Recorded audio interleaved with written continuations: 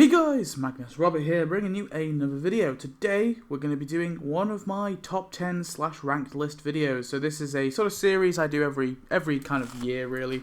When the previous year has ended, I tend to kind of go through all of the content and all of the updates that we got from the last year, that being the year of 2020 in this instance, and rank it all. So I tend to do the major events, mini events, minor events, the costumes, characters and buildings.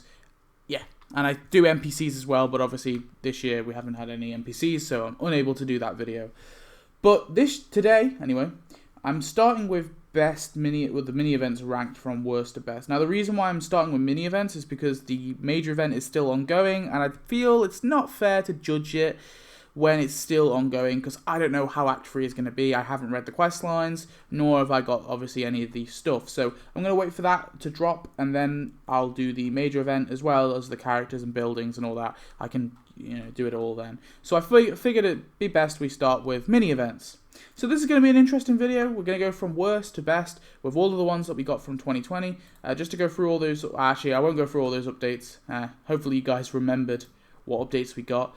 But yeah, so starting off with the worst, what is the worst? In my opinion, it's Pride 2020. So, Pride 2020. Why is Pride 2020 the worst? Well, I don't think it's that bad of an update, do not get me wrong. I think mini updates this year have been pretty damn solid. But in comparison to the other updates, I've just got to put this as the worst. Now, for a starter, it does not include any characters. This is a little bit of a bummer because, getting characters is kind of important. Now, I don't always say that an update has to have characters in order to be a great update. Tap Ball is a great example of this. It's an update that had barely any characters. Yeah, it's still one of my favourite updates ever. But with this one in particular, I just think the costumes, they were okay, but they were nothing spectacular. So obviously we've got Glamours and Marge, who I think is a pretty decent costume. Pride Homer, I think is an and Mysterious Waylon, honestly, after watching the episode, it wasn't that big in the episode, and I think there was a better opportunity to add other things from the episode to make the update better. And I think Mysterious Waylon is the costume that they sort of used as the premium thing, and kind of it was a big involvement in the story. I think that was a mistake. I think they had a better character from the show, that being Queen Shanty, which is RuPaul's character. They could have done something with them, and also possibly something with the Sideshow Mel's costume too. Apart from that, we got two decent buildings. We got Curl Up and Die and Draggle Rock. I think Draggle Rock is a bit I think Curl Up and Die is definitely my favourite of the two at least. And then two decorations, the public restroom with confusing signage, which I actually really like, and the Pride car, which I quite like as well. So there are some decent things in here, do not get me wrong. I just think the costumes weren't all that, and they kind of bring the update down a bit. I think if they added Queen Shanty, this update would definitely be much higher. Yeah, it really comes down to that. It's a tricky one, but that is Pride 2020, the worst update in my opinion of the year. But that being said, still not a bad update. Anyway, moving on, what is the next update? It is Holidays of Future Past. Holidays of Future Past. So you guys voted this is the best update of 2020, which is kind of funny. However, I'm in a massive disagreement. I think this update was still good, do not get me wrong. I think all the mini updates are good for this year. It's been quite hard, but I think it's a real letdown when it comes to buildings and when it comes to decorations. Now, I think the characters for the most part are solid. We obviously got Jiff and Skippy, who are Bart's sons, as a 2-in-1 character. I think them being 2-in-1 is cool. I don't think it was really made... it doesn't make tons of sense to make them separate. I think it's fine. It's fine them enough, it's fine for them to be separate characters. And then we also got Retired Homer and Empty Nest Marge. I'm kind of like on these characters. I don't think they're bad. I don't think they're good. I'm kind of indifferent on them at this point. I think they've gone so down the rabbit hole with making older characters and younger characters separate characters. I don't think I'm going to be ever really wowed by them. I don't think I'm going to be ever massively disappointed. I think there's obviously a better chance I'll be disappointed with them, but I'm never going to be wild by them. I'll just be brutally honest. These sort of aged up or aged down characters, I'm never going to be wild by them. So you can never expect me to give them a positive rating. But negative rating is another thing. I don't think they're negative, was what I'm trying to say. We got the Ultranet as well, which I actually really like as a building. I think it's very cool. And we got the lofts at Springfield Elementary as a building skin. I think it would have actually made more sense if they added this as a building, personally, because they gave us the updated Quickie Mart and all that, so why not give us the updated school? It's a bit random that they gave this as a skin. And then in terms of the decorations we got, the South Pole, I don't like at all. Heathrow teleportation departments, I'm like, with, it's okay. And Martian Vacation, I don't like. So I think 2 very bad decorations, 1 pretty decoration, 1 bad building skin, well, 1 okay building skin that should have been a building, a decent building, and like 2 characters I'm kind of on, and 1 character I quite like. I think overall it solidifies its position here, personally. So, yeah, it's tricky. I think this, I'm not really sure if it could have been better. I'm trying to think like what other, but I guess they could have given us some better future buildings, and that could have increased it a lot as well. If we, got some better buildings, I definitely probably would have given it a higher rating. So, yeah. Anyway, the second worst, Holidays of Future Past. Blogs Giving. So, yeah, Blogs Giving is getting the sort of middle treatment, or I guess, well, technically 2 are in the middle, but yeah, I think this is the 3rd worst, or if you want, the 4th best. Now, I expected to put this quite low, but really looking at it, I disagree. I think it is a solid update. I enjoyed it quite thoroughly. Now, remember, we're splitting this away from Black Friday. Black Friday is not involved, so we're just strictly looking at the Thanksgiving stuff. So, we of course got the Jelly Monster and the Blog Alien as 2 playable characters. Now, for the most part, I understand people's kind of frustration with the Jelly Monster, but I think the Jelly Monster is fine. I think he's scaled fine. I think he looks fine. I understand people saying like he looks a bit weird with his like arms kind of flailing around, but I think it's really difficult to animate him. If you look at the episode and look at and try and like put that in the game, it's gonna be tricky to put in there. So I think for the most part they did a decent job with that. The Blog Alien, I still think should have been a 3-in-1 character, but apart from that, I think he's very solid. From what he was in the episode to what they sort of made him in the game, I think they did a very decent job of actually giving him a character. He's got voice. I think he looks awesome as well. Yeah, I think for the most part he's solid. I just wished he was 3-in-1. So for the most part, yeah, characters are pretty good. And then we have buildings. Swapper Jacks, great building. Amazing building. I've wanted that in the game for a while, and I'm glad we've got it. I think it's solid for the most, very good building. Perfect building, so no complaints there. And then we have Humanity's Hope. It's a bit of a crummy building. It shouldn't be a building. It should be a decoration. And it's scaled very weirdly. It's scaled a bit too small for my liking. Yeah, so I give that one a thumbs down. And the Blog Huts, I'm like kind of indifferent about. Like, I kind of hate them and kind of like them. I don't know. Like, I'm glad they at least gave us something with the Blog Alien, but they're nothing to write home around. They're probably to bad for sure.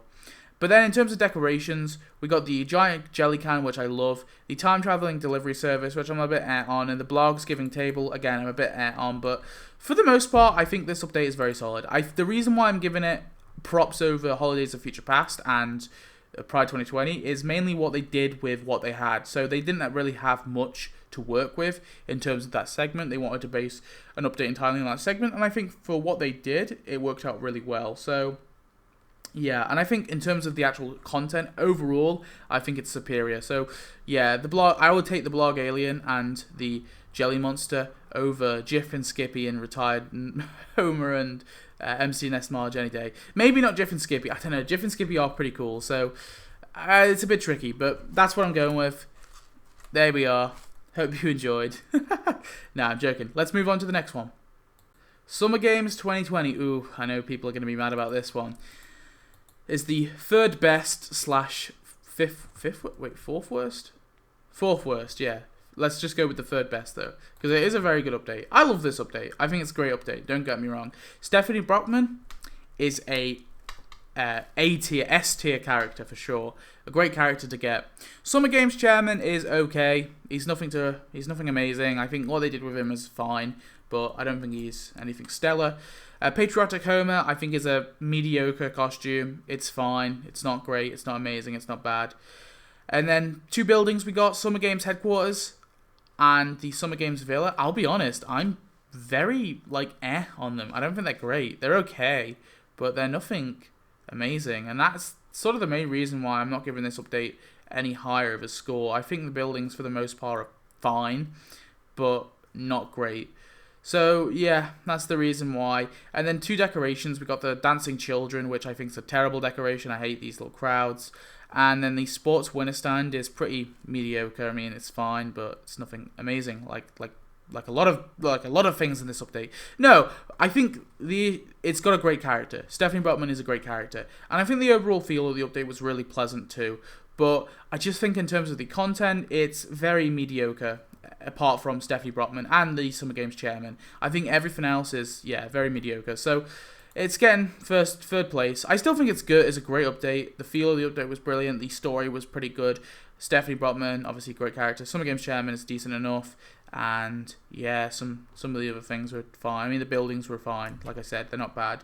But I think in terms of the other two updates that are above it, I just don't think it gets there. So yeah, there we go. Summer Games 2020 is number 3. No books given. So this is the second best update for sure. I was even tempted to give it number 1, but there's just something that made me put another update above it. But this update is very good. Buck Mitchell, I think, is an okay character. He's nothing great. I don't think Tabitha Fix is a great character. I think she's kind of meh, or pretty meh to bad, at least. But the one thing that this update kind of makes up for is when it comes to buildings. Now, there's one decoration that we get, which is the Tabitha Fix stage, but that's a bad decoration. But that's okay, because in the prize track, we don't get 1 building, we don't get 2, we don't get 3, we get 4 buildings. It's crazy. We get 4 buildings and, obviously, Buck Mitchell. Now, all 4 buildings are kind of different. Isotope Stadium is by far the best building. That building is S tier, for sure. It's a great building. It's the right size. It looks amazing. It pops out. It's easy enough to decorate. I think it's a perfect building all around. Marriage counseling. It's a bit dull. It's a bit of a dull building. I'm not gonna lie, but I don't think it's bad. It's okay.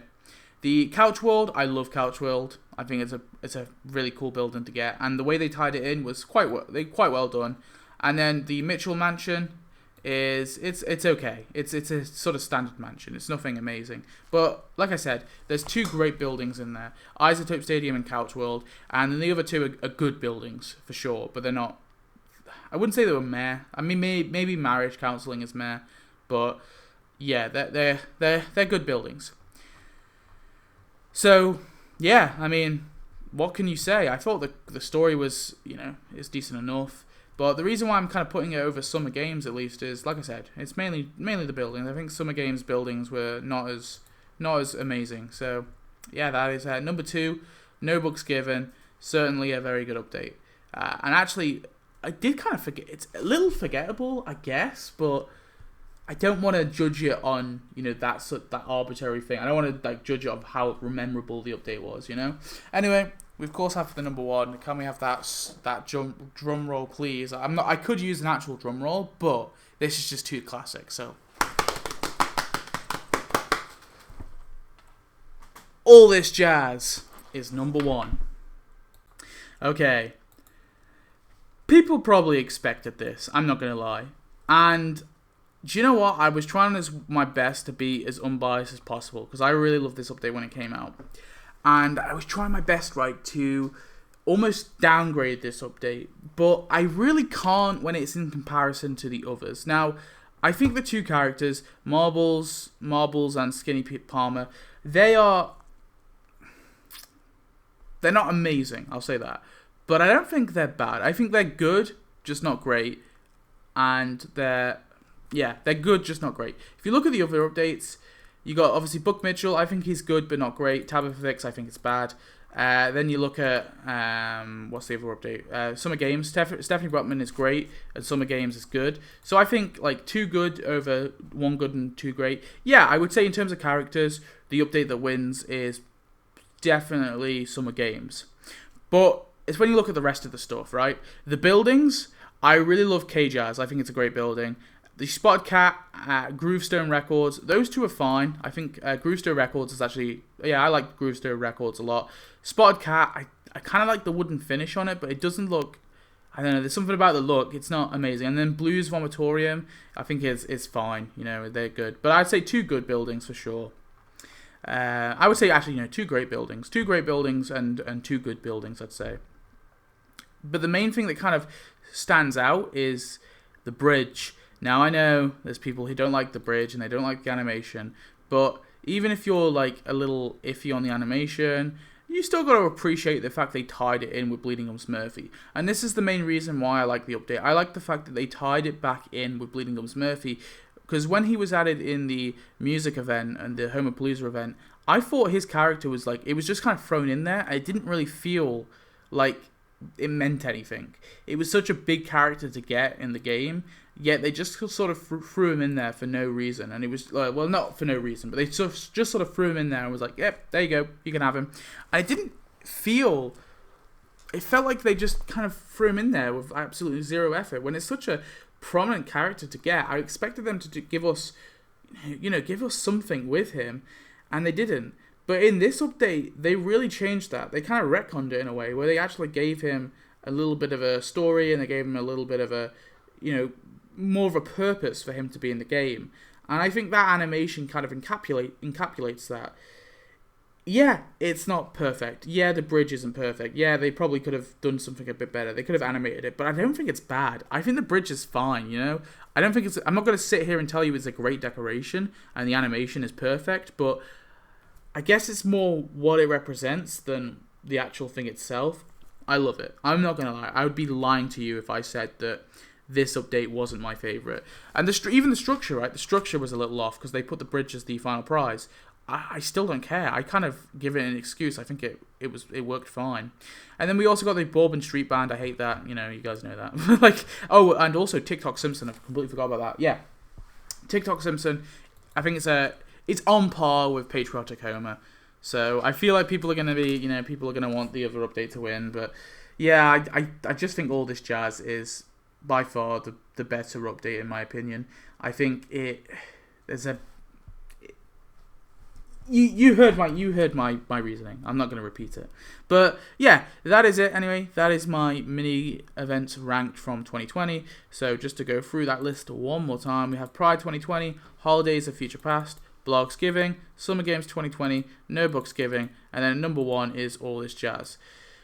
Yeah, anyway, you guys tell me your opinions. What do you think is the best update of this year? And I guess I'll see you, maybe give me your ranked list actually, and I'll see you next video. Thanks for watching. Goodbye.